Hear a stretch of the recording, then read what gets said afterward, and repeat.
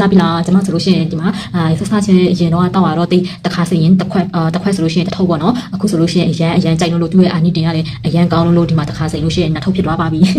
တိုးပြီးတော့မှစိတ်လာပေါ့နော်ပြီးလို့ရှိရင်ဒီညနာဆိုလို့ရှိရင်အရင်တော့ဆိုအရန်ကိုဒီလိုမျိုးဖောင်းနေပေါ့နော်ဖောင်းကားပြီးတော့မှမျိုးအခုဆိုလို့ရှိရင်နည်းနည်းတွန်းနည်းနည်းကြည့်လို့တော့ကောင်းလာပြီပြီးလို့ရှိရင်ဒီကျွန်မကျတော့ဘာလို့မနှောမြေတောက်လဲဆိုလို့ရှိရင်ဝမ်းကိုလေးတစ်ပတ်တစ်ခါလေးနှစ်ပတ်ထိကိုချုပ်တာပေါ့နော်ဝမ်းချုပ်ပြီဆိုလို့ရှိရင်စကြောတွေလည်းအရန်တက်တယ်ပြီးလို့ရှိရင်အရန်ကိုလေးအဲ့လိုကားတွေပါတက်စီးလို့ရှိရင်ဆိုဖြစ်တာပေါ့ဒီရဲ့မနောမြေစီကြောင့် green tea ကိုတောက်တဲ့ချိန်ကျတော့ဒီအခုဆိုရင်ဝမ်းပုံမှန်ဖြစ်သွားပြီပေါ့နော်တချို့လူကကြတော့ဒီရဲ့မနောမြေအစီကြောင့် green tea ကိုဝိတ်ချခြင်းနဲ့ပြီးလို့ရှိရင်အစီကြခြင်းဖို့အတွက်ပဲတောက်ချင်တာပေါ့နော်ဒီသူတို့ကဝမ်းကလည်းပုံမှန်သွားပြီးတော့ဒီဟာတောက်လို့ရှိရင်တကယ်လို့ဒီဟာလေးတောက်လို့ရှိရင်ဝမ်းအရန်သွားလာဘာညာအဲ့လိုမျိုးစိတ်ပူရယ်ပေါ့နော်တကယ်တမ်းကတော့ဒီဟာ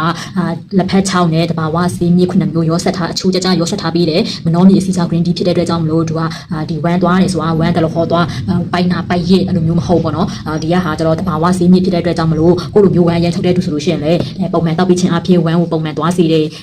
အခုဆိုလို့ရှိရင်ပေါ့နော်နှစ်ရက်ဆိုရင်တစ်ခါလေးလေတရက်ဆိုလို့ရှိရင်တစ်ခါအဲ့လိုမျိုးသွားဖြစ်နေပြီဝမ်းကသွားနေ